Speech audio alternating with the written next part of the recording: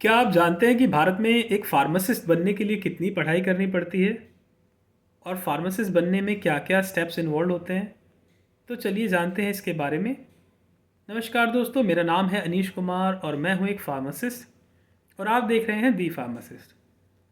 तो सबसे पहले अगर आप एक स्टूडेंट हैं तो आपके पास 12th में और 11th में आपके पास साइंस होनी चाहिए।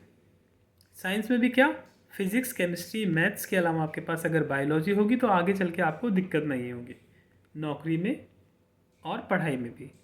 हालांकि आपके पास बायो नहीं है तो भी आपको फार्मेसी में एडमिशन मिल जाएगा। 12th पास करने के बाद आपके पास होंगे 3 ऑप्शन। या आप डिप्लोमा इन फार्मेसी यानी डी फार्मा में एडमिशन ले सकते हैं, bachelor of pharmacy B pharma में एडमिशन ले सकते हैं, या फिर फार्म डी में आप एडमिशन ले सकते हैं। फार्म डी यानी कि डॉक्टर ऑफ फार्मेसी एक कोर्स होता है। तो जो डिप्लोमा इन फार्मेसी है वो होता है 2 साल का, बैचलर ऑफ फार्मेसी होता है 4 साल का, और फार्म डी यानी कि डॉक्टर ऑफ फार्मेसी वो होता है 6 साल का। अगर आप डिप्लोमा में एडमिशन लेते हैं और उसके बाद डिग्री में एडमिशन लेते हैं तो आपको जो डिग्री में 1 साल की छूट मिलेगी, तो जो 4 साल की डिग्री है वो अब आपके लिए रह जाएगी 3 साल की।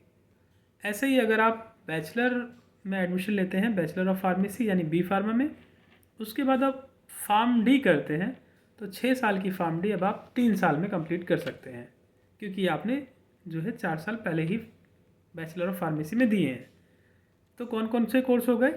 12th में साइंस के बाद bachelor of diploma in pharmacy, bachelor of pharmacy, pharm D. अब उसके बाद आता है M pharmacy. M pharmacy specialization है, जो कि आप बैचलर ऑफ फार्मेसी में जो सब्जेक्ट पढ़ के आएंगे उसके बाद आप जो है स्पेशलाइज सब्जेक्ट जैसे कि फार्माकोलॉजी, फार्माकोग्नोसी, फार्मास्यूटिक्स, तो इस तरह के सब्जेक्ट जो हैं आप एम फार्म में वो स्पेशलाइजेशन करेंगे। एम फार्म के बाद आप पीएचडी के लिए भी जा सकते हैं, पीएचडी कर सकते हैं फार्मेसी में। तो इस तरह से जो है फार्मेसी प्रोफेशन है। अब रजिस्ट्रेशन करवाना पड़ता है आपको, अगर आप डिप्लोमा कर लेंगे, डिग्री कर लेंगे या फिर फार्म डी भी करते हैं तो उसके बाद आपको फार्मेसी काउंसिल से रजिस्ट्रेशन कराना पड़ता है। आ, मतलब आप जिस स्टेट में रहते हैं वहाँ की काउंसिल से रजिस्ट्रेशन करवाना पड़ता है। जैसे कि दिल्ली में है दिल्ली फार्मेसी काउंसिल, तो इस तरह से आपको रजिस्ट्रेशन कराना पड़ता है इंडिया के जिस भी स्टेट में आप रह रहे हैं वहाँ की काउंसिल से।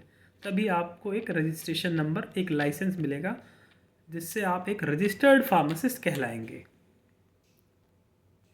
तो फिर मिलते हैं एक नई वीडियो में, तब तक के लिए बाय बाय, टेक केयर, जय हिंद।